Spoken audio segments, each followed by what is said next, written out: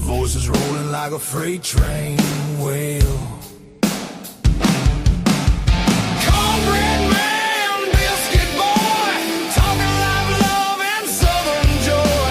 Cornbread man, Biscuit boy, raise your glass, make some noise.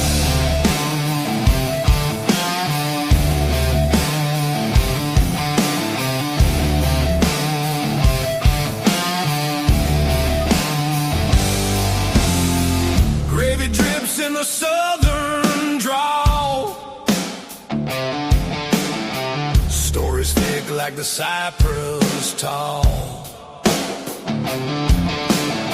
Radio rebels riding wild and free,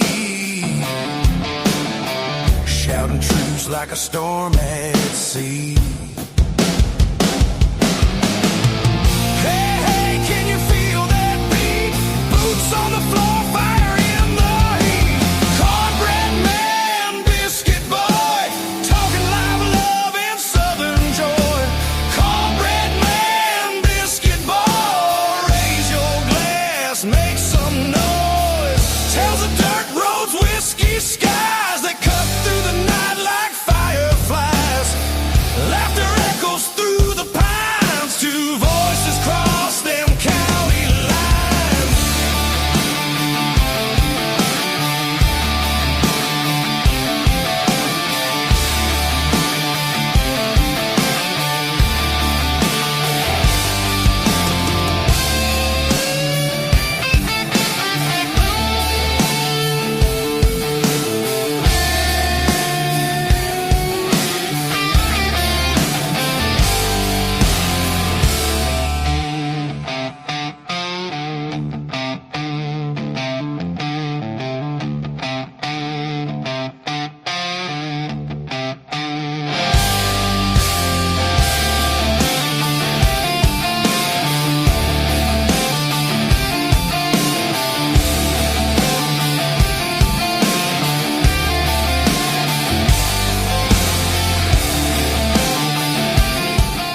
It's Saturday.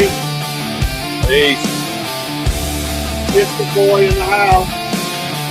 Cornbread man in the house.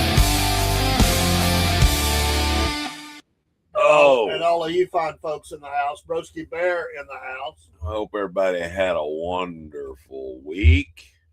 Broski Bear. He's on his probably normal Saturday drive or something. Well, Out seeing what he can get into. Happy Saturday, and hope you're having a good one so far. Beautiful weather these days, Paul. yeah, cool, it's cool temperatures in the mornings. Very nice. I love it. supposed to be in the 90s next week. You know, Close to it. yeah, we'll start hitting that. Well, you get your April showers. April showers will be coming. They bring May flowers. What they say anyway. Who are they? Who? Yeah, who are they? Who are they? I don't know. They is they. Working from home. Crazy time of the year, he says, for him. I can understand that. Well, it's crazy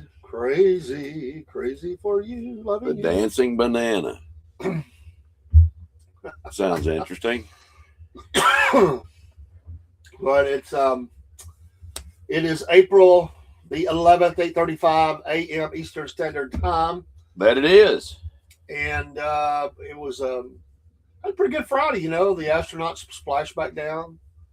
You know, Right. they seemed like all was well. You know, they call it the 6 minutes blackout. They talk about when there's no communication when they start entering the atmosphere. Yeah. The 6 minutes, there's no communication either way. It's just nobody knows until they emerge from that, if they're alive, if they're okay or They're not. burning up or not. There's no way to know. They could be blown up, and they wouldn't know about it. So what part of the flat Earth did they land on? I'm wondering. probably some out there, Close to Tartaria. Siberia, somewhere, They have a special studio out there that they fly back down And they film all this stuff. Yeah. have some vodka. Close. Welcome home, comrades. Yeah.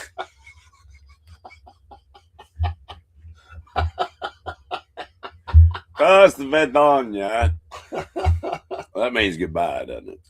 Well, they're going to land on the moon, Brusky. That's the next step to establish the moon complex. They're going up with the Holiday Inn Express, dude. So, you not only can do it here, you can do it there. You can be smarter than the average bear. And Staying in the Holiday Inn Express on the moon, that would be high dollar. There you go. I mean, pull the spacecraft up. The valet comes out, parks it for you, get your luggage. So you can't beat that. Kick around a little space dust. Would you like some coffee? I would love some coffee, some Wolf Nation coffee. I got us some Wolf Nation whiskey barrel coffee. The whiskey barrel. Just pour it in that one. Another. You make a fine waiter, sir. Thank you. Got a lot of experience. We're going to talk about your experience. Something that I never, Okay, ever did. Yeah, that's right. Just a drive-by. They went further than man has ever went, at least as astronauts. So they went 4,000 kilometers further past the moon, and they saw areas of the moon they have not seen before. Yeah. The images are amazing. No, they saw images that we've never seen before. Paula's not even 5 minutes in. He's already jumping out of his seat. Yeah. Wait, you know how I am, broski. Paul's an on-the-move kind of guy. He can't sit still. He can't. It's hard for me too.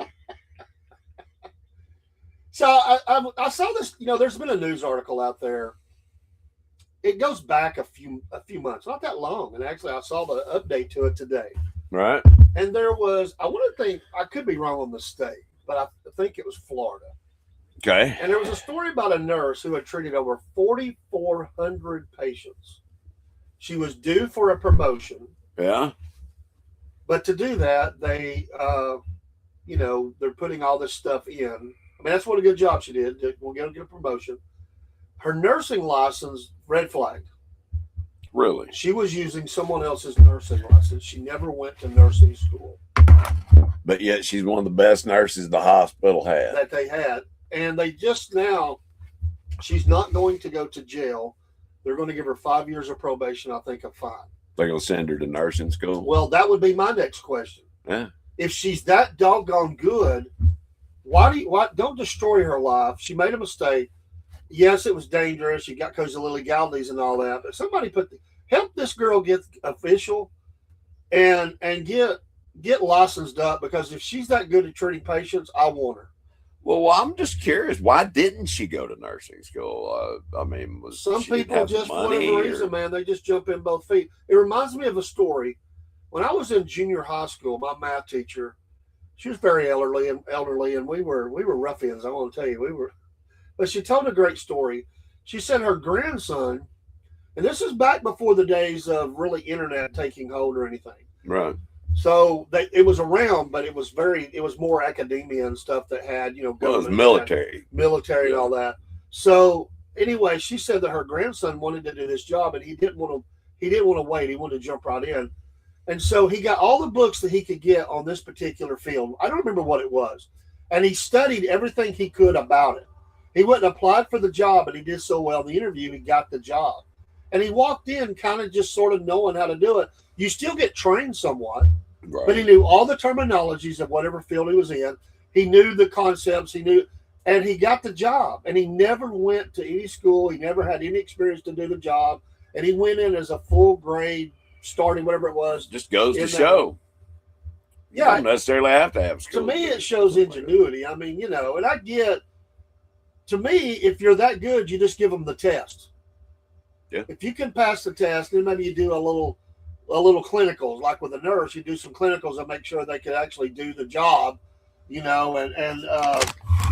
cover the thing. Mike's blocked for me, but wouldn't worry with my big mouth. But I was just wondering, what do you think? And here was my question this morning: all right. Are there jobs that you think you could walk right into right now, but you've never been trained, you've never been to school, that you believe you could do at least enough that you wouldn't fall flat on your face, that are fairly high-level jobs? Is there something out there do you think you could do and just walk in and basically fool everybody. I mean, to the point that you could talk your way through and figure it out as you went along. Just about anything. I mean, because some people just except have for that brain ability. surgeon. I mean, I don't think I could do that. Or any kind of surgeon. I don't know. There's some things I know quite a bit about the human anatomy. I mean, you learn things, But when I was in junior high school, I took the junior bar exam and passed it with flying colors. Didn't know hardly anything, but I have an adaptation, I guess, where I understand things right off the bat. I got you. So you think you could walk in and let's say like if you probably could on this. I'm just going to throw a few at you like. Okay. You could open a gun store right now and be fairly confident about everything you need to do to run a gun store. Oh yeah.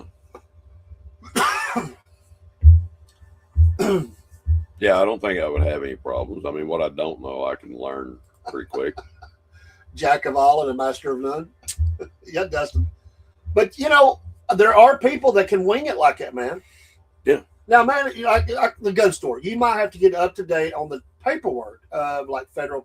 It's mostly digital, probably, but but you can get that. You can figure that out. There's helps you can get to do that. You can Google anything. Well, today with Google, YouTube videos, whatever. Yeah. I mean, you can. There's people that work on their car now because there's people doing it step by step and showing them how to do it, and they're like, it's a DIY, and or right. DIY, DIY and or DIY. Not DUI, but Do it yourself. yeah, I was trying to think, but just do it. DIY. Yeah. Just do it. Just go and wing the job. But it reminds me of. I've heard of this before. People that just stepped into a job, and somebody said they never realized till later they were never licensed. It reminds me of that MASH episode where the guy is the surgeon and Hawkeye catches him, and he said, "Why didn't you go to school?" He said, "I just don't want to take time for it." He said, and he named all the jobs he was able to do, and he was good at it. And he said, go to medical school, and then call me to get out because you're dang good, and we need you. I've got one that for instance, a few years ago, well, it's been quite a few years ago, well, not that many, but I was trying to figure out what I wanted to do in life, this, that, and the other. I'd been in construction, enjoyed it. I like building things with my hands, but there was a job opening for maintenance director for Life Care Centers of America. I went and applied for it. Blew everybody else out of the water. Cool. I didn't know anything about maintenance.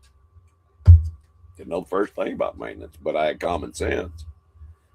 I knew certain things, building maintenance I could take care of. I just had to learn a few other things. But I did have management experience, and I had some other people, that helped me out tremendously. Sure. During that. Well, that would be the thing. You'd want to buddy up with somebody who could. If somebody said, "Hey, that's not why you do that," you went, "Oh, I forgot. What do you do here now?" And just do it. Yes, it does. It does go a long way. Oh, sorry, that's the wrong one. It does go a long way. Common sense.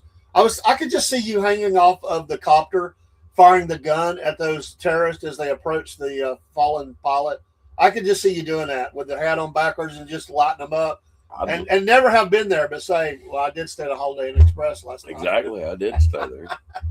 Common sense and problem solving, exactly. I met a guy one time, and I did a class with him, and he said, this is his statement. He said, I could run any business out there if I have two things. One is great people surrounding me and the ability to trust what they're telling me, to trust to let them do their work. Yeah. He said, I could run any company in America. That goes a long way, and that's true to maybe some things. Maybe you can run into something, but I do get that. If you're surrounded by great people who know it inside and out, you're just managing people. You're managing a process. That's all you're doing. Exactly. Trust the process. You got to know if somebody's snowing you or their lives. You got to have a big BS detector going on. I can usually look somebody in the eye and tell. Yeah. But I just think that there are some people that are so confident in their ability, and they just bold. They go for it, and they're really good at. And I like the word you use, problem solving, broski, because you're going to run into things you've never approached or seen before, and you got to work through that on the fly. And you imagine her being a nurse. She's not licensed, dude. Think about it. She goes in. What amazes me about this? Where did she get her IV practice out? How did she ever learn to put an IV in? There had to be some test dummy that she put an IV in their arm, dude, and never had training. Probably did it to herself. Who knows? I mean, that is a hard thing. There are a lot of people that crap out because they can't put the IV in the arm. Do you think you could start an IV on yourself? Oh man, if it was life and death, I could. But just if I had to, I could. But it would be like it'd be like I was out in the field of battle or something, and it's that or die. Yeah, I would do that. I mean, I've watched it enough, and I kind of get it, Right. And I've watched idiots that are licensed who can't do it very well. Mm-hmm. I've seen that. I've seen them have to go get somebody else and say, I've seen phlebotomists that couldn't get a vein on my arm. Exactly. And I would think that'd be pretty easy on your arms. I mean, you got some now veins. I went through a time, especially when I was overweight. Yeah. You couldn't see a vein in my arm. I mean, they weren't there. But, from working out and eating right, taking the right vitamins and minerals, things of that nature, I've got veins everywhere now. I just find it truly amazing. There are just some people they're able to just go in any direction and they kind of land on their feet. And Dustin, I'm with you there, dude.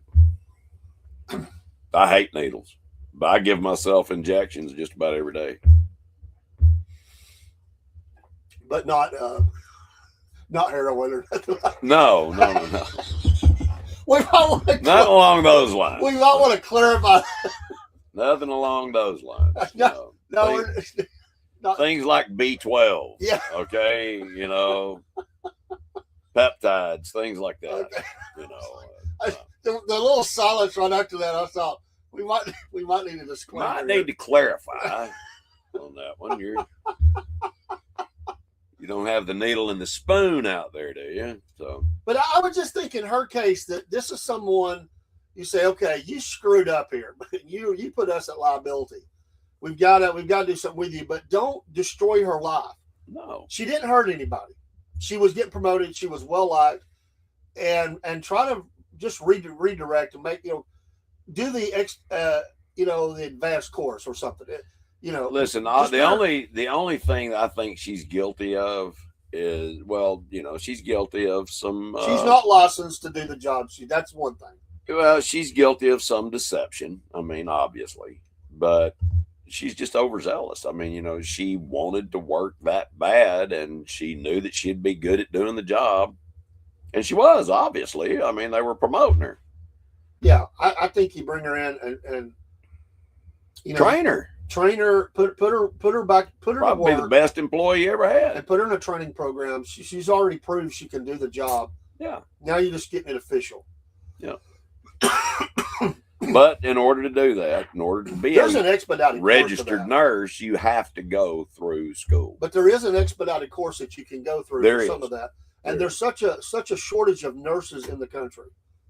Man, I'm going to tell you what, out in places like, I guarantee you, in Alaska, out west, up in the Northwest, there's places where I know some people have done that. They're nurses from Alabama. Mm-hmm. They live in Alabama. Travel nurses. Well, they have moved to a place that I think they had to commit to 2 years. They're going to stay about 3 or 4. They're going to come back. They're making so much money, dude. They're going to come back and buy their house and farm. They're going to pay for it in cash. Oh yeah. They're making that kind of money. But even you're low like around here, a travel nurse can make $75 an hour. You go out, Easy. you go to some places, you're talking $150 an hour, maybe more. That's how in need it is for nurses right now. somebody will call this woman up, and I hope they do, and say, hey, if you're willing to relocate, we got a job for you. But we got to get all this straightened out. You got to make it legal and all that. But I just was thinking about that this morning. And I was thinking there's just some people, they roll out of bed in the morning and they can do about anything if they really put their mind to it. Because they're students of everything they do.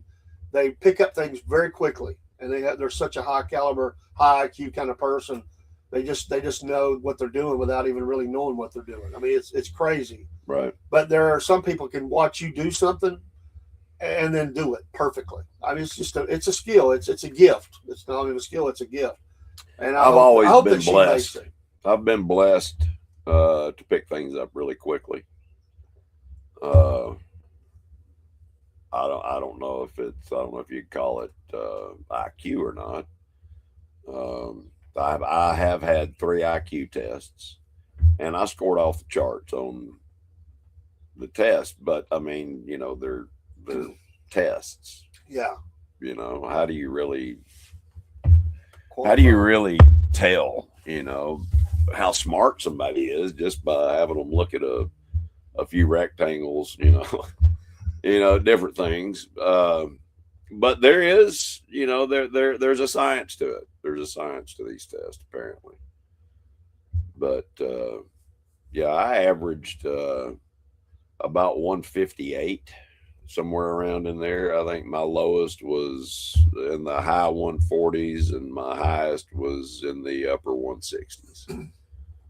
Somewhere around. This happens all the time. We had a guy come to work at our company once, and this story is crazy to me. It ended up being a freak job, but the guy was good enough to kind of talk his way through. We'll say that he came to work at the company, and he came in as a regular employee, and he said, I talked to someone, and I was not supposed to be brought in as an employee. Mm-hmm. I was supposed to be a supervisor, manager, or something, and I'm thinking about I don't know how he got that through, but he named off a couple names or whatever. And he dressed real professionally when he came in. He didn't dress like some, guy walking in jeans and a t-shirt. He came in dressed like in office clothes almost. Right. And he looked the part. And he had college. I don't think he finished. He said he did. I don't believe he did. And he came in, and he was a college football player, and he was pretty good. So he had some pedigree there, but he didn't finish. He actually played, Paul. He played for UTC here in town, or Chattanooga, and he also played for the University of Tennessee at Knoxville. He played for UT Knoxville first. He got injured and ended up having to Philip Fulmer actually helped him get into UTC. Okay. He played 2 years, I think, for the Vols. He played 1 year for UTC. I never saw where he graduated. So anyway, he comes to work. He says, I'm an executive. Or I'm in the executive program or whatever, and he was a person of color. And somehow or another, he got pulled out of that job, and he got put straight into like a process engineer job. And he was, he did that job for months.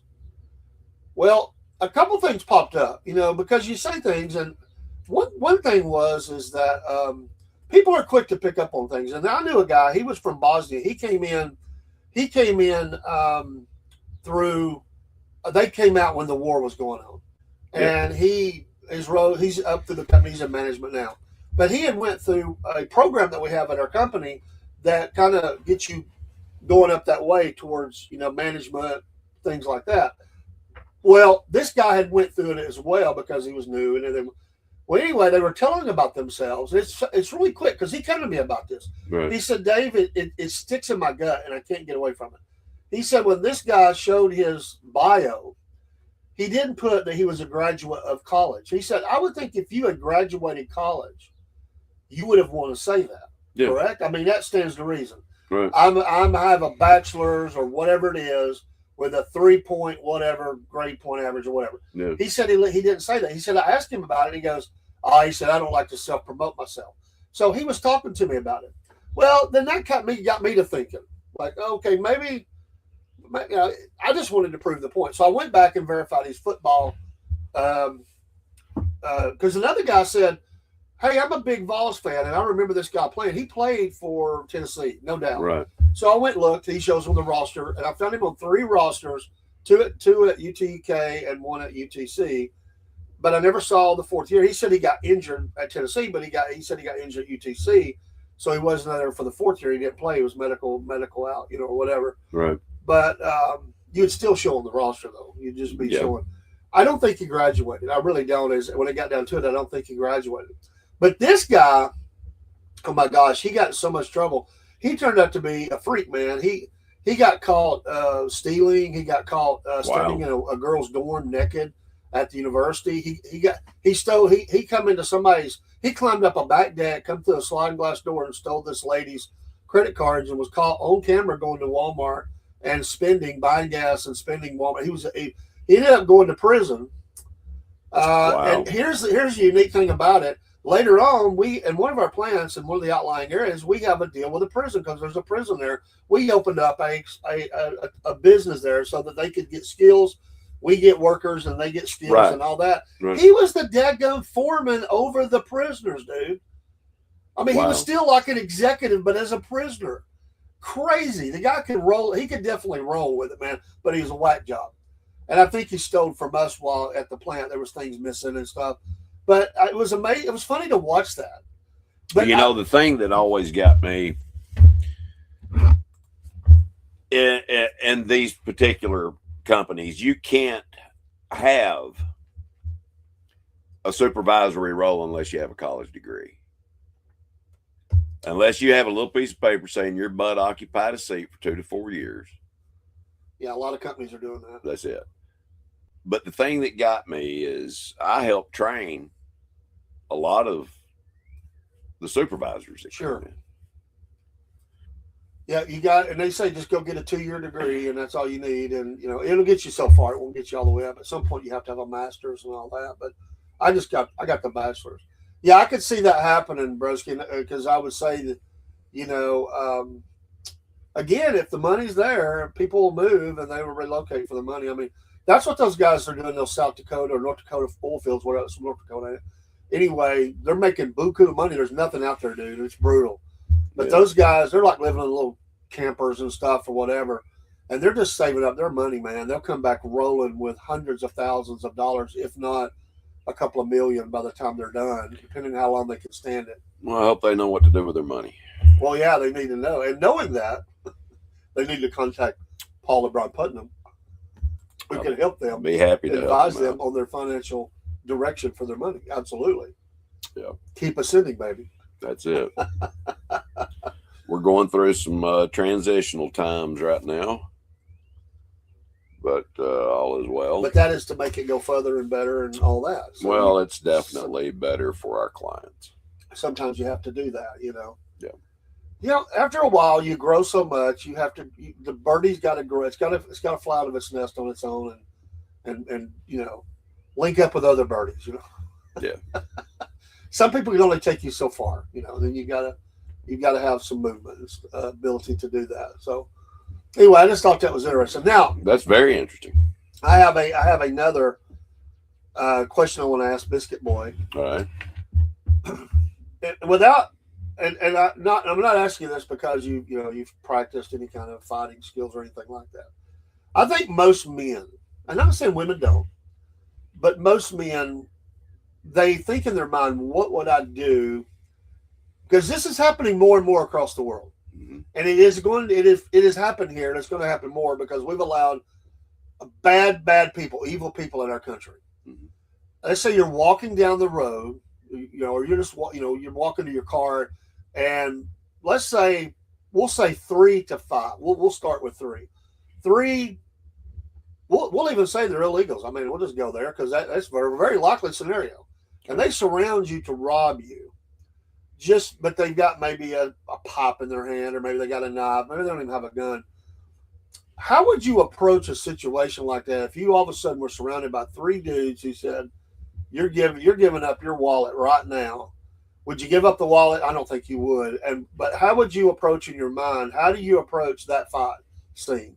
Is there something? What measuring do you do to think who, what, when, where in that because you're quick-minded. You move very quick, and you go. You wouldn't wait to be hit. I know this. You would go into action. No. How would you assess that? And there's thousands of scenarios, but I think there's some critical keys to how you approach that. Because I think guys map this out. Like, what would I do? How would you approach that? We'll say 3 guys. They just surround you as you approach your car, and you're clicking the thing to unlock your door. All right. So number one, the first thing I had to do, who's the biggest? Who's the biggest? All right. Who's the most heavily armed? All right. Who has the most intimidating weapon? Who has the weapon that can hurt me the most? Yeah. That's the first person I'm taking out. Yeah. And then I'm going to take his weapon. Okay. Now, in most situations, if there's, like you said, 3 to 5 people, you're going to have, a couple of guys that really want to fight. The other ones, they don't. Exactly. That was my next point. All of them are not. That's just been my experience. Yeah.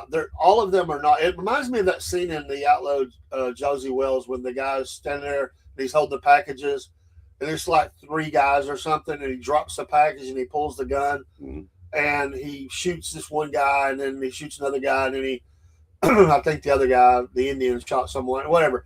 And he said, I'm paraphrasing, but he said, how did you know who to shoot first? And basically that's what he said was, there was one guy standing there, he said, didn't want to draw his weapon. And he knew that. Yeah. So he took out the biggest threat first. He said, what about the guy on the right? And he goes, well, you had him. Yeah, you were there. You were there. So, I just think that you have to think about the threat, and you do have to look at that. Who? And I will say this: one time and this happened, dude. I was at the big box store. I just came on duty, and I saw these militant-looking dudes walking up with a big sign, putting it in front of the store. And I'm not there to engage them, but there was a moment where I thought I might be jumped because of the actions of 3 of them.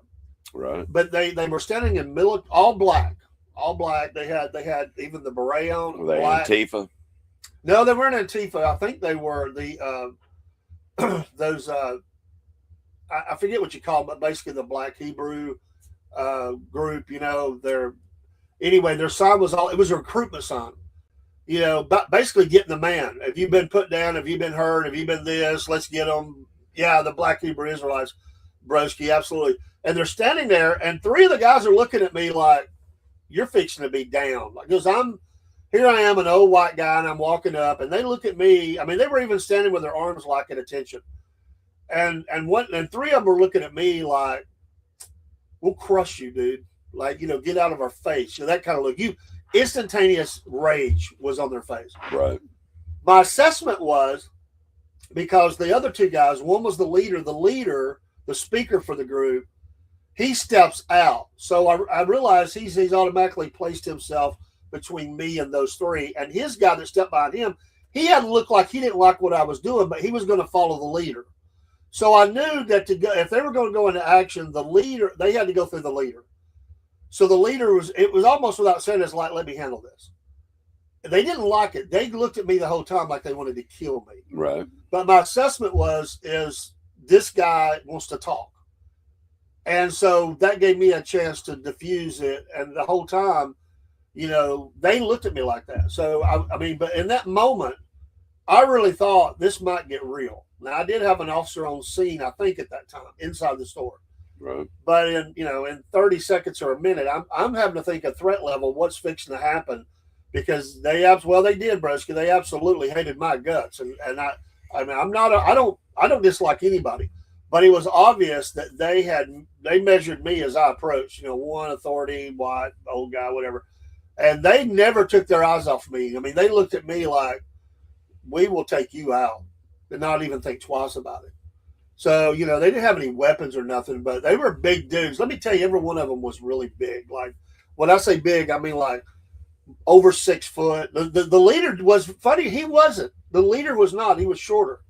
But all the rest of the guys were, I'm 6'1", but everybody, there was a couple of them there that were like 6'2", maybe 6'3", one of them.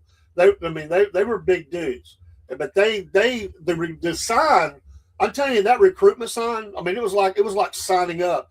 It was basically, it had points. They have stolen our land. They have stolen this. They have taken this. And basically let's build an army. I mean, that's what it was. I'm like, so I didn't go up, and I knew they couldn't be there. I knew it, but I didn't approach it like that. I approached it with, do you have permission to be here? That's all I said, because I have to know, because that's my job. If you have permission, I'll walk away. We have no problem. But if you don't have permission, and they said, well, what if we don't? What? By the way, that one of the guys did, and the guy told him he waved them off, because one of the guys that was looking at me like said, well, what if we don't? Yeah. And the guy said, he said, just tell us what we got to do. I said, well, you got to go in, and you got to get permit. You've got to be on the list. And I knew they already weren't. If you haven't done this online already, you go online. Then I said they will let you know that though. I said, but to answer your question, because I didn't avoid it. I said, to answer your question, I said you'll have to leave. Boy, he didn't like that. He got him raised. It's literally what they believe. That all people are devils. Well, they looked at me like that. I guarantee you they were all incarcerated at some point. I wouldn't doubt that, because that's where they build the army at to begin with, is inside the prisons and the local jails. Absolutely. But they were all 20-somethings. The leader might have been close to 30. But I'm telling you, dude, it looked like an army walking up there. See, in a situation, a small one, but an army nonetheless. In a situation like that, oh, I could bet, man. I bet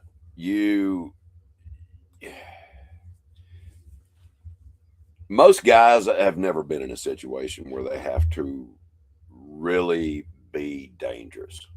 Yeah.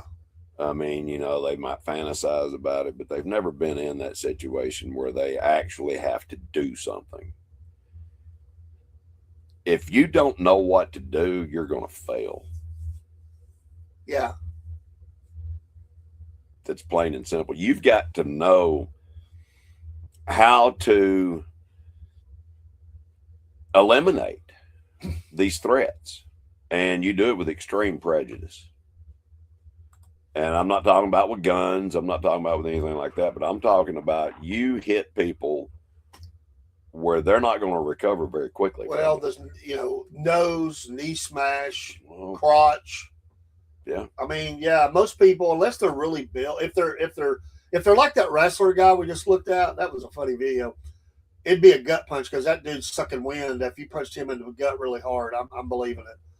An eye gouge will do it. I mean, because you get somebody in their eye. I mean, they're down for a minute. I mean, because that's very painful. But a nose smash, a knee smash, those are things you have to. Nose will make your eyes water. Yeah. But if you really want to hit somebody in the throat, I mean, if you can't breathe, you're not going to do a whole lot. So and that allows you to then move on to the next biggest threat, right. Whatever it is. And there's always that guy that has maybe a weapon in his hand, but he's backing up while he's acting like he's going to swing it. So he doesn't really want to do it. Yeah. He would if he gets an opportunity and they have you down, that he'll come in. That's the guy that will come in, and he'll hurt you. But it's because the others have got you held down where they can't do nothing. You can't hurt them. Exactly. But if you're up on your feet, he's probably moving backwards the whole time. But if you strike with extreme fury, oh yeah, they're going to run. A lot of them will. Yeah, I mean, you just go into almost like that rebel yell.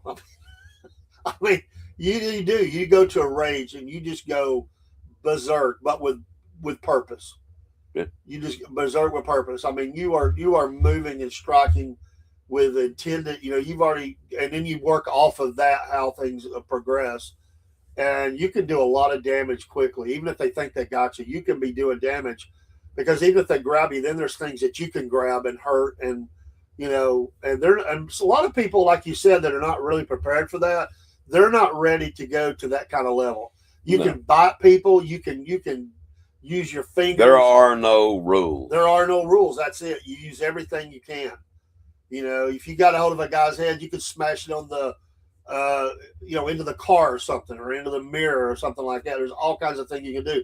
You could turn somebody, even if they had another guy that a weapon was swinging, you could turn the guy that's got hold of you, and you could make them impale their own buddy. You're right. If you hesitate, you lose. You got to go, and you got to go with fury. That's right. You got to do that. But it's a sad state of affairs. But in America, we're getting to that point right now where people are being surrounded, and they're going with intent and purpose to catch you when you are alone, to do damage to you, to take what you have, to intimidate you, not only really rob you. I think it's just pure intimidation now. It's not even about what you got. It's just to take some people out. Well, all I can say is you be careful. Well, and to be a carry person. I mean, we've all got to become that. That's legally can. We've got to be someone who does, because that does, because they may have that as well. But at least you don't bring a knife to a gunfight. You're ready for whatever, That's true. Walter or whoever. I've shown my wife how to take a gun away from somebody. She doesn't think I have shown her enough. And I don't want her to ever be in a situation like that. But you would want her prepared if I would. I would want her to know what to do, and I help her, understand certain things. When she's in, I help her figure out scenarios. If you're ever in this scenario, what would you do, and things of that. Because I do want her to be prepared, because I might not always be there. Well, sure. I mean, you got to think about that. I'm 61 years old. All right, I'm not a spring chicken anymore. Right. Yeah, I'm in good shape. I can hold my own pretty much. But it's the knowledge that I have from years of doing these things. I know where to hit people that are going to they're going down. Yeah. And in some cases, depending upon the situation, they might not get back up. Well, some guys, they just think they can, and this is where skill or fighting with no rules or whatever. If you have a guy that he thinks just because he's built himself up in the gym and he is strong as an ox or whatever, maybe he's even athletic, but he has no idea of how to use all those things in a offensive way, that guy becomes, I mean, he's going to leave things exposed, because he's going to be almost roundhousing, he's just going to try to do it through brute strength. And you can I guarantee you, you could take a 14-year-old that was well versed in the pugilistic arts, put it that way, or martial arts, any other, any type of fighting style, technique, whatever. Put them up against somebody like that, they'll take them down. Yeah. Unless they grab a hold of them. Now, if they get a hold of them, that's a different story. If they don't know how to get loose, then they could be in trouble. Yeah. I mean, that's just size. I mean, that's the way it is. You don't run up and grab a hold of somebody that's twice your size. Because I mean, they've got leverage then. I mean, they've got exactly. They're bigger than you, Mm-hmm. So hey, nuts are good. I like Broski's thought this out a little bit. I love it. You might not be able to reach his throat, but you can always reach the other. That's it. He may have no neck. That's true as well. I mean, some guys are it's like their heads attached to their shoulders. Put your hands up. I don't care who you are. You get hit in the nose, your eyes water. Ears is a great place. I mean, you can get a hold of that ear. You can that's tender. Dude, you can grab a finger. There are so many different things that you can do. I mean, that are going. Some pain, some people can't tolerate pain. Some people can tolerate it really well. Yeah. Now, you get a hold of one of those people that can tolerate pain, you're in for a long day. Well, and if you're in close, you could headbutt somebody and smash that nose or whatever, or if their chin or their teeth or whatever, they're going to back off, dude. You hit them hard enough, it'll daze them. I mean, hey, my kiddo, when they were little kids at a certain age, you're holding them, you got to watch, because they learn to do that. Yep. And they will rock your world as a 1-year-old. They will about knock you out. You got to be careful, because they learn how to headbutt. My dad used to tell this story when I think I was 2. We were at a neighbor's house, and I wanted something, and my dad picked me up and was telling me no. And I punched him right in the nose, busted his nose. Yeah.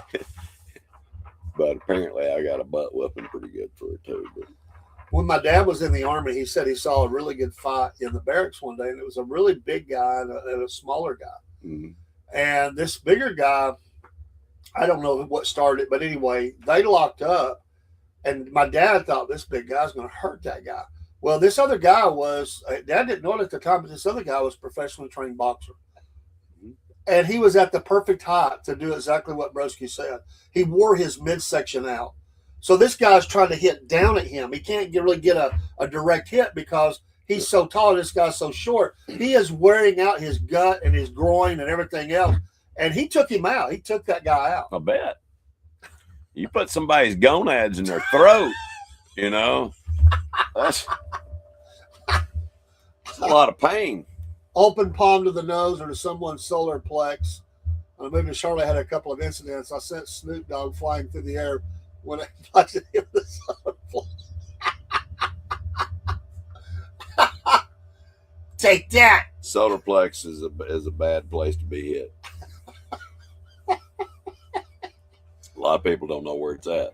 Or you can be like Right there. Charles Bronson in Death Wish, where he learns to roll up, put the coins in the wasn't it coins or something he put in the sock? That was the first weapon he like improvised, and he learned that would be a pretty mean weapon to just hit somebody with. You can take a roll of quarters and just put it in your hand, and it increases your punch. You know, because your fingers don't give.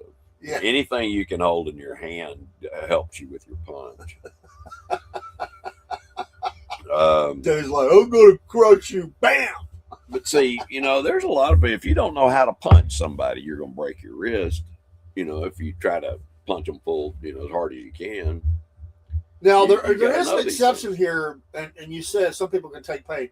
Somebody that's hopped up on drugs sometimes does not feel that pain sensor or something, man, and they can keep going even after bullets have been put into them, and they're bleeding out. I mean, bad. I mean, they should be laying on the ground. There's been superhuman stuff that's happened with people on PCP and stuff like that, where it's taken multiple hits to slow and stop people like that. It don't last forever, but in a few moments, a guy can do damage to you. So you gotta neutralize the threat. Meaning you've got to continue to do what you got to do until that person is down. I've seen people get hit with tasers, not even phasers. Just pull it out, like Yeah. yeah, whatever, man. Yep. I'm tall, 6'3", but I've gotten into fights with guys who are 6'7", 6'9". Snoop was around 6'6", but he still went flying. I've never been a tall guy. I'm 6 foot. But, you know, size isn't everything. There's an old saying, it's not the size of a man in a fight, it's the size of the fight in a man. What if a guy pulled out the nunchucks on you? 9 out of 10 times, I'd take them away from him.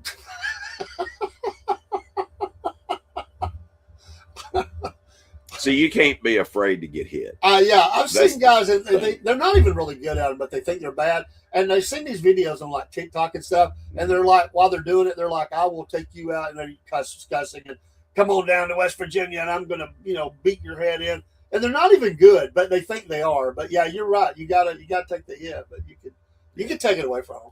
These guys, there was this one kid, he had like a rainbow tattoo on his face, and he had gold in his teeth. He said, I'm breaking your house, what are you gonna do?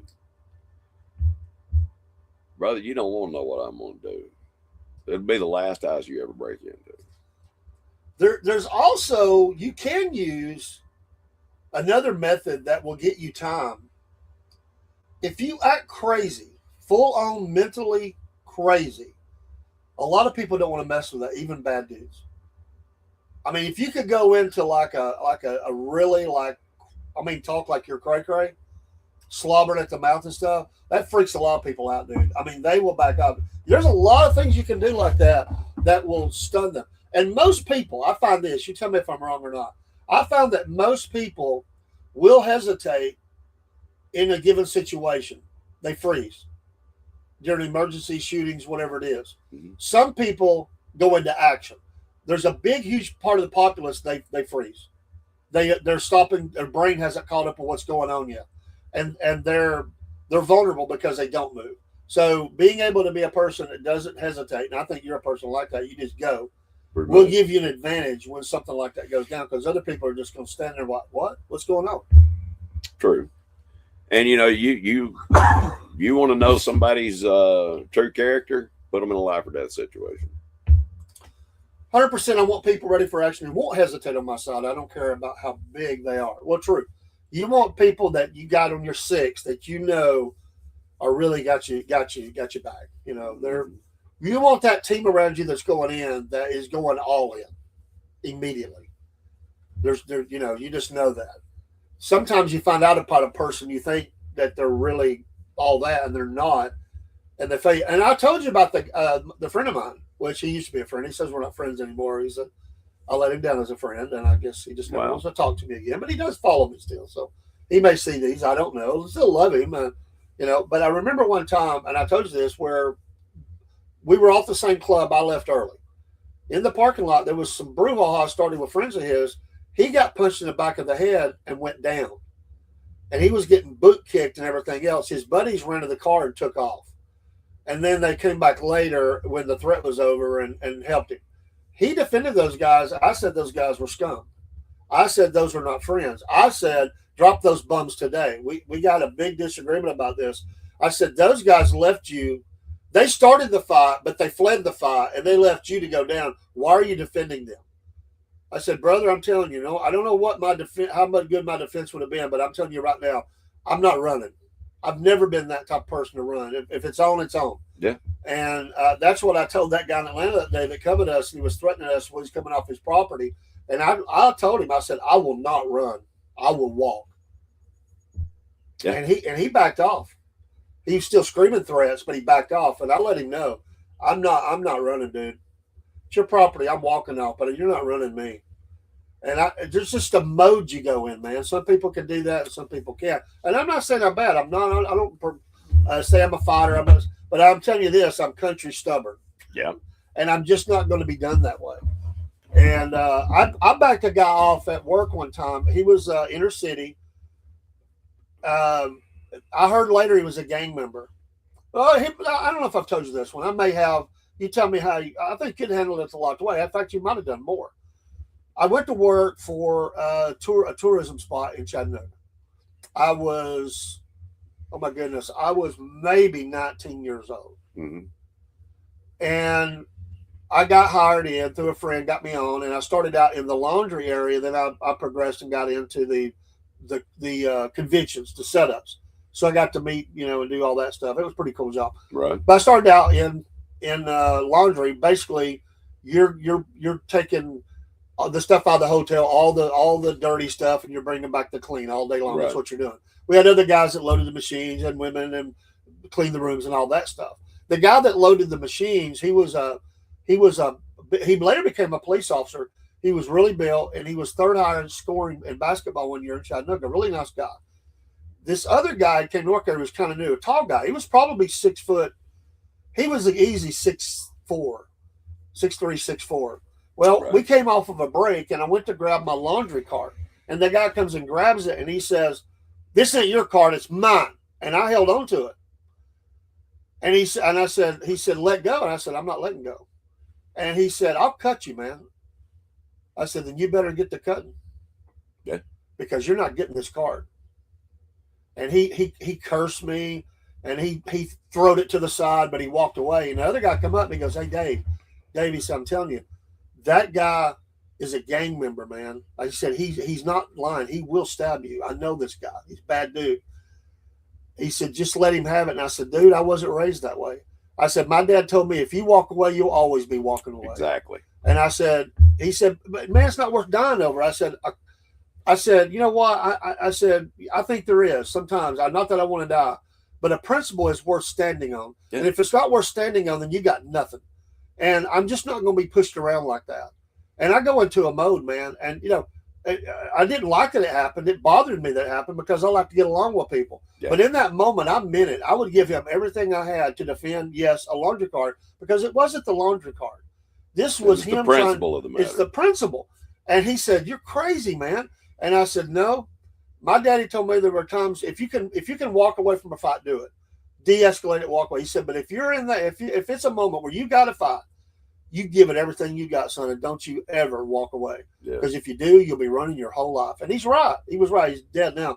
But I've done that. I had to do that 2 or 3 times in my life where people have threatened me with violence. And that was each time that was what I said.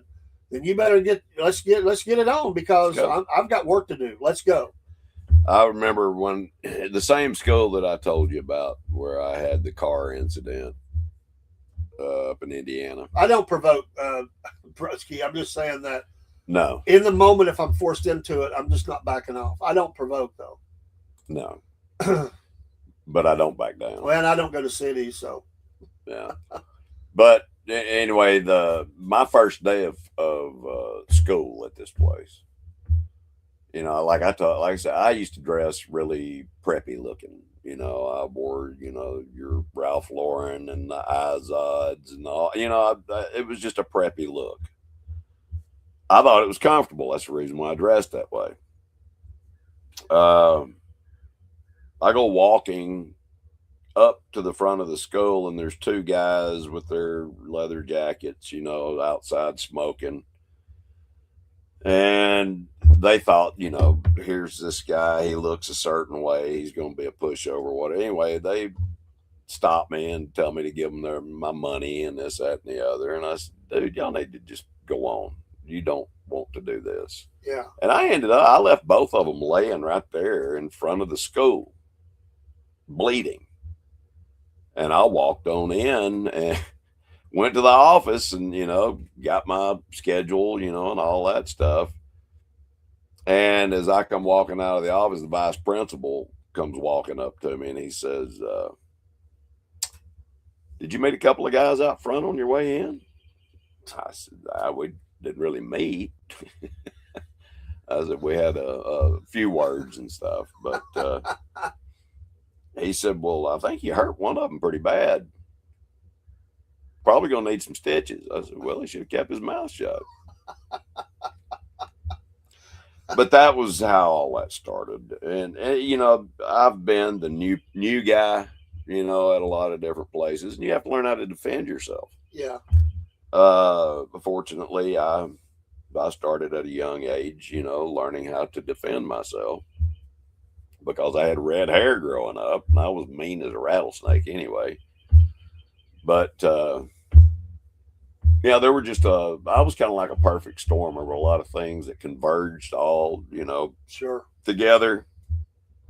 You know, molestation, you know, all these things, you know, that happen. But, yeah, I had a lot of rage in me for many, many years until God took it away. When I went to junior high, the first group, it was right ahead of me. They were a rough group. Yeah. First day of school, it was pretty bad. I watched them just torment kids. I mean, it was a bunch of kids whose parents were probably in and out of jail, and they were headed there themselves. Right. In fact, before the year was out, most of them were out of the school. They were kicked out of the school in suspension, all this stuff. Some of them in juvie. It was the first time I ever seen kids get in trouble with drugs and stuff. And they were bad kids, but I was able to navigate that, you know, because I've also got common sense. I know how to, know how to remove myself from situations, right? Make myself not the target and all that. So I just naturally had that skill. Even as a shy person, I was able to do that. And but they were a rough group. But I remember the first day of school, they took this preppy kid's shoes off. Right. And they tied them together and they threw them up on a tree. Like the first day of school, he's like his new Hung shoes. his shoes in a tree. I was like, I mean, these are the guys, they walked in with nothing. They would reach over the guy next to them and just grab their paper or their pencil and just, you know, they didn't bring nothing, no supplies, no nothing. They just took it from others. But before the year, one of them got, this is, we got to remember this is 70s. So one of them got busted for Quaaludes. I mean, it was a rough group, man. Yep. But there was a lady pulled up in a Volkswagen once, and she went in the office, and they picked her car up and placed it between 2 trees so she couldn't pull off. And you imagine coming out of the office, your car is now moved, and it's sitting between 2 trees. Wow. No possible way to move it. She's sitting there like, oh, my gosh, you know, what am I going to do? So, but they did go and get it out for her. They decided to give her grace, but they went and picked it up and moved it back. This is junior high school, dude. Yeah. Things were a lot different, you know, back in our day than they are now. You know.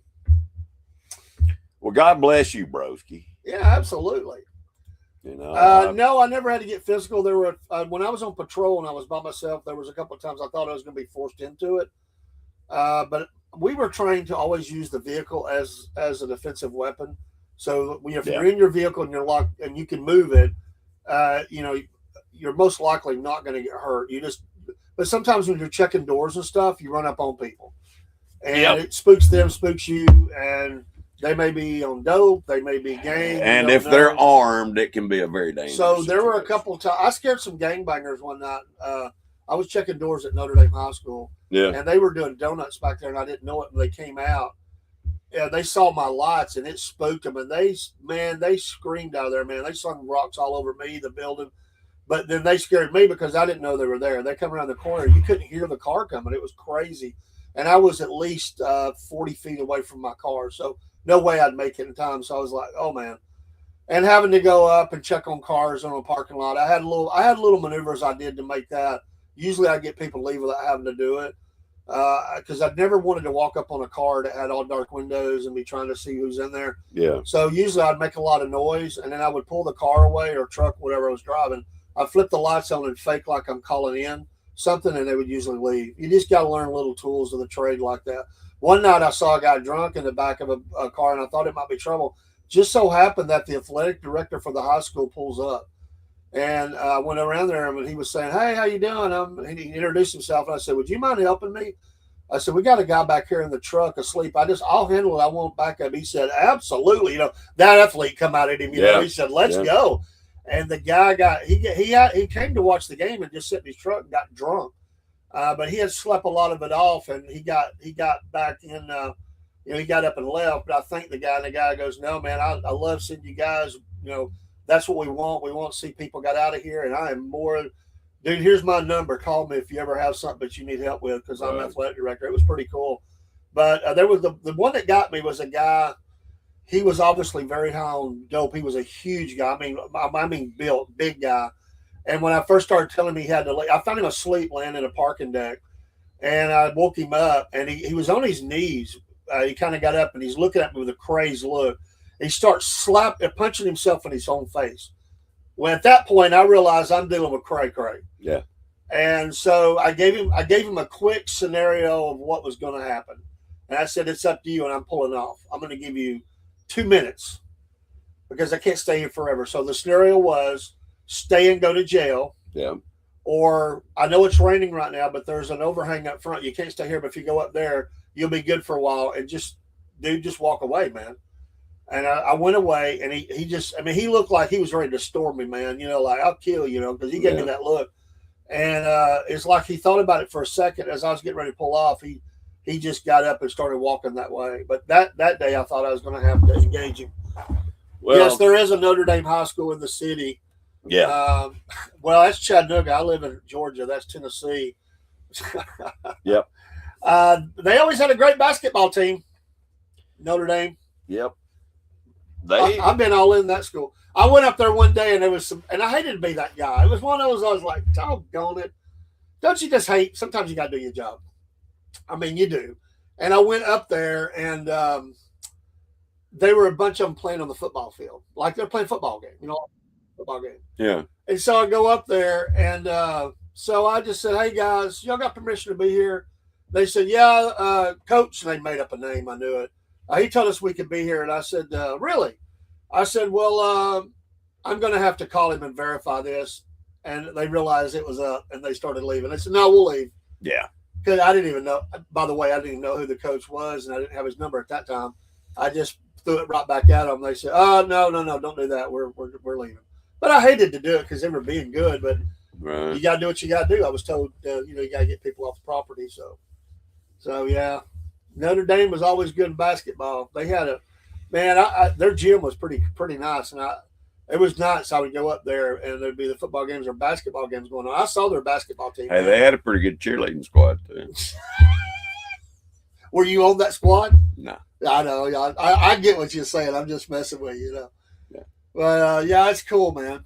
Well, hey, it's 105, hour 5, and we usually go about an hour. Wow. We'll probably be back with something in a minute. But great discussion. I love this discussion. It was Yeah. really cool. Yeah. I try to just dive into areas And by the way, I want to tell everybody I am not that man anymore. I don't go out looking for trouble. I don't do all that stuff. But I am not going to just walk away. However, if you will look at our social media sites, you will be able to watch the Biscuit Boy Chronicles. The Biscuit Boy Chronicles, we clip these and we talk about the old man, the Paul of long ago. Yeah. Or just things he has to say that's like that. So Biscuit Boy Chronicles. I praise God every day that I'm not that man. I don't ever want to see that man. I don't want my wife to ever meet that man. Yeah. But there are times when you can feel the flesh rising, especially I was saying certain people make me mad. Let me throw, and we'll just clip these because all right. If let me give you some quick scenarios, and you just give me like quick answers. Like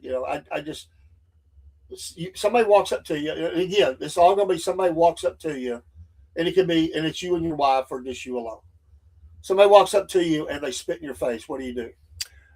I will knock them out completely. Okay, clip that.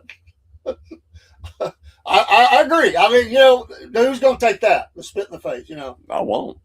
What if they walk up to you and they just curse you? They start cursing you. I'll start laughing at them most of the time. They walk up to you and your wife and they call your wife a horrible name. That's not a good thing to do. I'll just say that. I am very protective of my wife, and wouldn't be a good thing. Even though it's just words, I agree. I would turn physical more than likely. Yeah, I would too. What if you and Howie are out and they walk up and they kick your dog? That would even no. These are pretty loaded, but they would have a broken leg. You don't do that. It's not a smart thing to do. So if they walk up to you and they ask you if you're a Christian. So yes, I am. And they say, after you say that, I hate Christians. What do you do? Well, I love you. Amen. Amen. I mean, that's what can you do? I've noticed, when some people get in a group, they get more boisterous and they get, they feel like there's strength in numbers, this, that, and the other. And you would have some people do some stupid things. Yeah. I mean, because you were talking about how we get in our flesh. I mean, these are things where you just go. I mean, I call it going Mach 10. I mean, like it's fully on DEFCON 5 or whatever. You would just go into a mode at that point. If you ever see my eyes start watering, run. Because they're not watering because I'm scared. They're watering because I already regret what I'm about to do. It's on like Donkey Kong. Yeah. And the thing is, if you're gonna, and this kills me with some people, they talk about, I ain't ever lost a fight. Blah blah blah blah. Well, then you ain't ever been in any. If you ain't ever lost one, you've never been in any. You can always. I mean, there's. But the thing is, there's always somebody badder than you out there. Yeah. The problem with me is if you whip my butt, you better be ready to whip it every single time you see me, because it's coming. And that's just the way I am. I don't care where we're at. If we're in church, if I'll put it this way, I carry a grudge for a long time.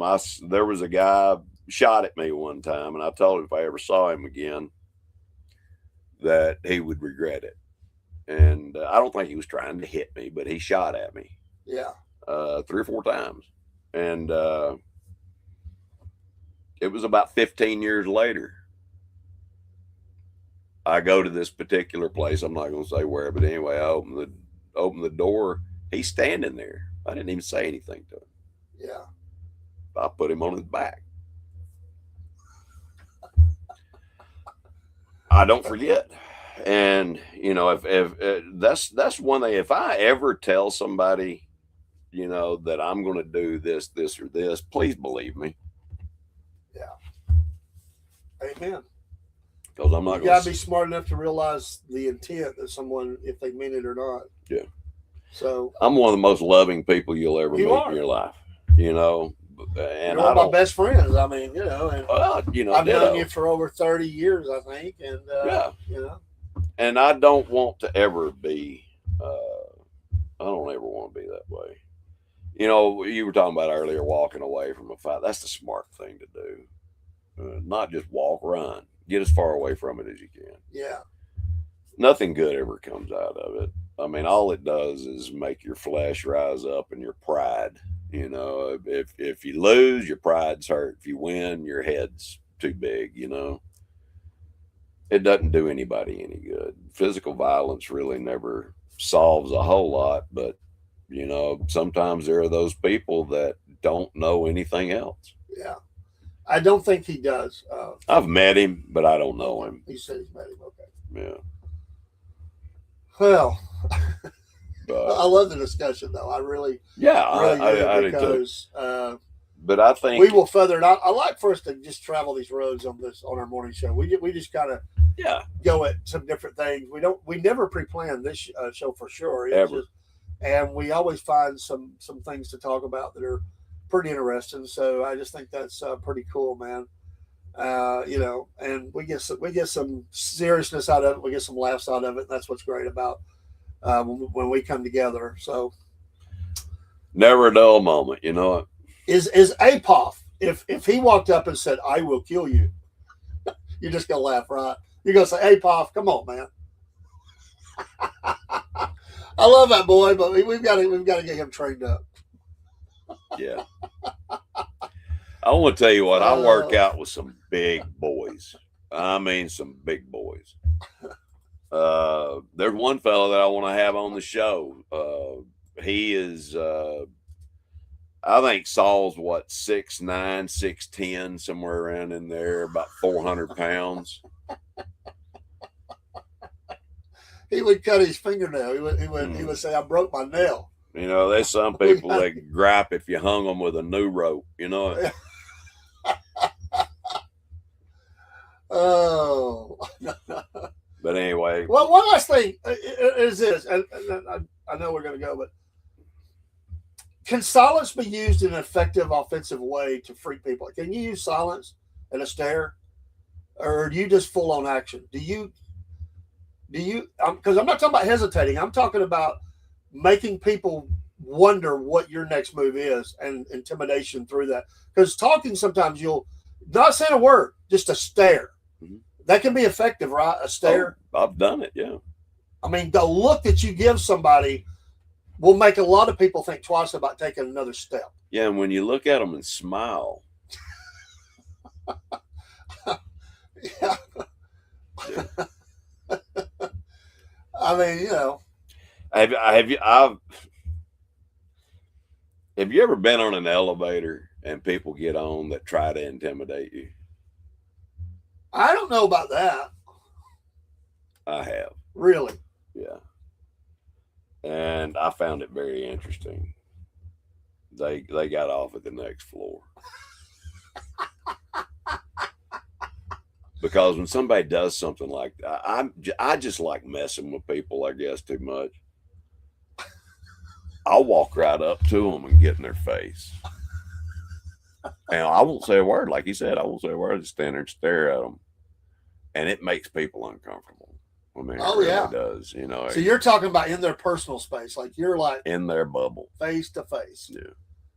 Yeah, that's that. At that point, you're either going to fight or flight. You're not going. That's no. Well, you'll find out what their intentions are really quick. Because if they It's like that. What is that?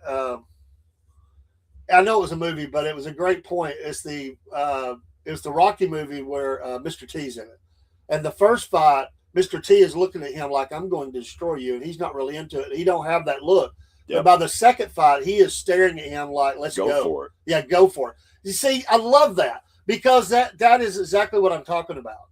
It's like if it messed with him in the movie, but it's like he didn't know how to take that. Like he was not intimidated. He's like, wait a minute, I'm gonna bust you up. Go for it. I mean, at that point, they got to make a decision because I think that look in that little phrase can be effective. See, there are people that go through their life that nobody's ever bucked them. I mean, they've always been the intimidator. Oh yeah. And then when somebody does, they don't know how to react. And I love being the disruptor. When I worked at a restaurant, I was 17, and the lady was, her husband died. She basically inherited the business. She was hard to work for, but she was successful. Her boy was a punk. He'd been spoiled by her. Right. He was 16 years old, and he walked in on the job. And I worked with a guy who just came out of the Marines, and he was actually on the ship. He was not on Lebanon yet. It's when all the Marines got killed. He was on the ship as the next group to go in. So he talked to me about that. But anyway, we're back there, and he's washing dishes. I'm bussing tables and making stuff. We had to do combo jobs and stuff. But anyway, this guy come in. He's stoned out of his mind. She'd bought him a gold Trans Am. He comes in. He was always bragging about the money he had because he got a check off his dad. She gave him money. Anyway, he comes in one night. He's stoned out of his mind, and he says, "I'm glad I don't have to work like you peasants. I won't never have to get my hands dirty. You losers and stuff like that." So the guy that I was, and actually that guy's who introduced me to Lynn, by the way, the Marine. The guy the Marine. He's the guy that introduced me to Lynn, my wife. Cool. And he said, "Dave," he said, "would you take care of my light work? Because I'm afraid if I turn around," he said, "I'll hurt that boy. I'll hurt him." So I went up to him and I said, "Dude," I said, we're here to do a job." And I said, "I don't care whose kid you are." I said, you get out of here right now. Right. And I said, this is what I'm going to do for you because I know you're young and stupid. I said, I'm going to go bust. And I said, and I need the job, but I don't want to hurt my family. But I said, this is my deal. I'm going to go back. I'm going to go out and bust some tables because it was a busy Friday night or Saturday night. I said, when I come back, if you're not gone, it's on. I've had enough.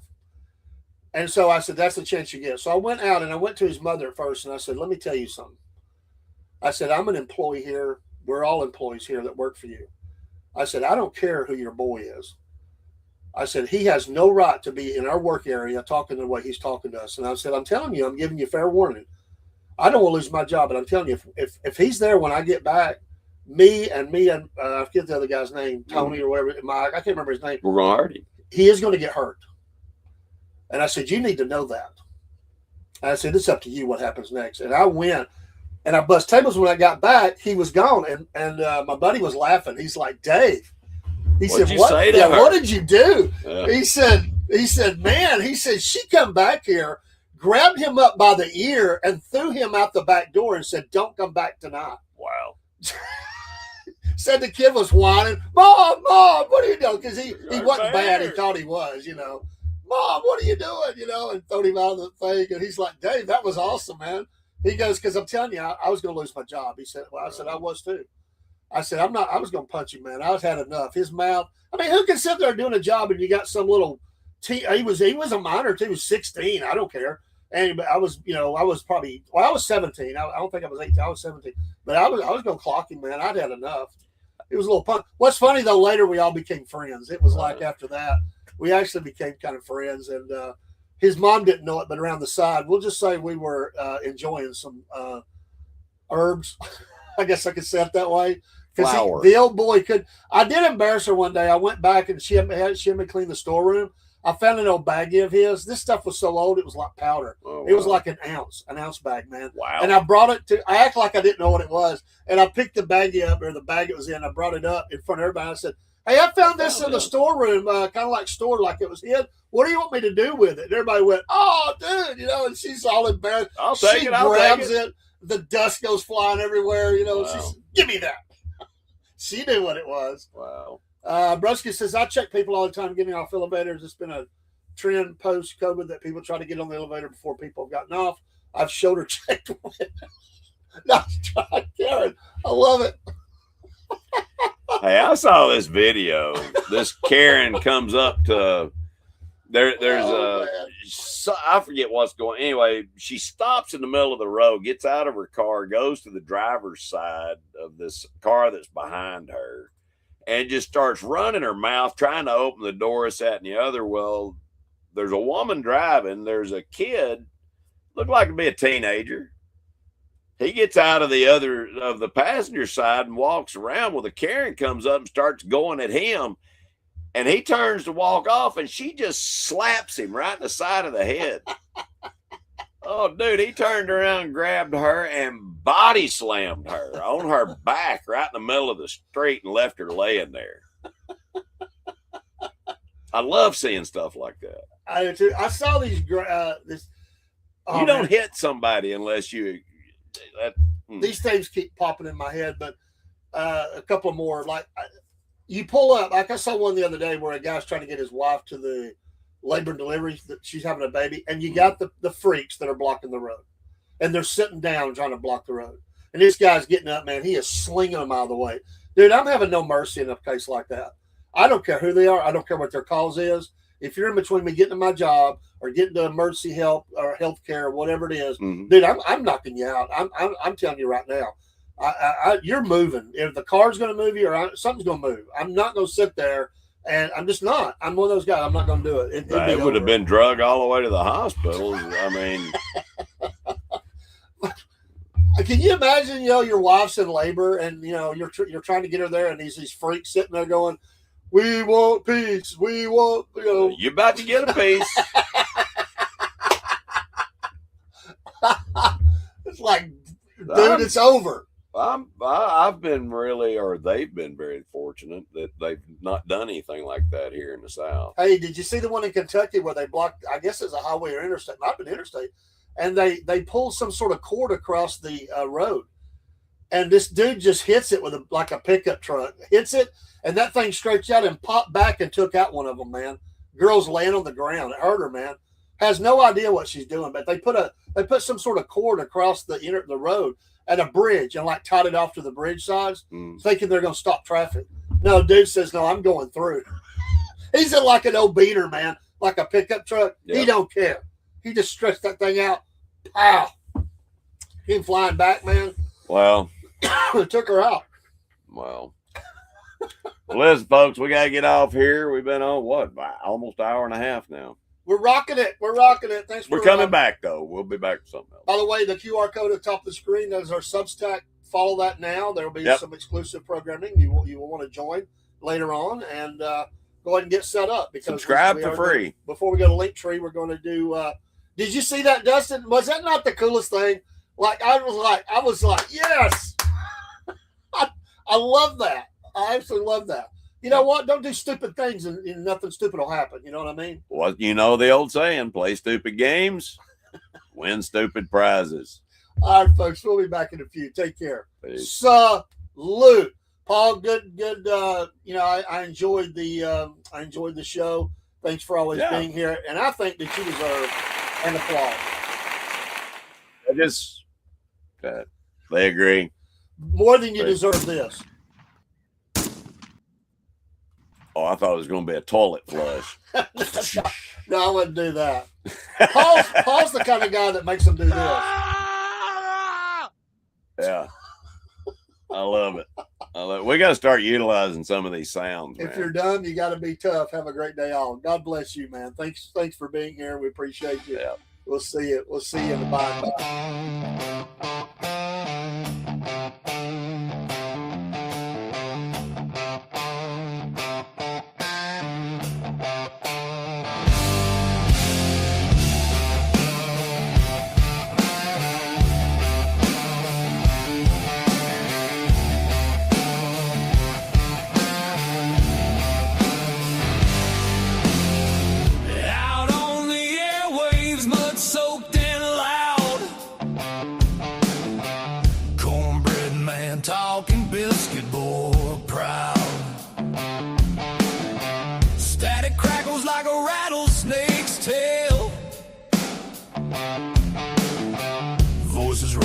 like a freight train will. Cornbread man, biscuit boy, talking live love and southern joy. Cornbread man, biscuit boy, raise your glass, make some noise.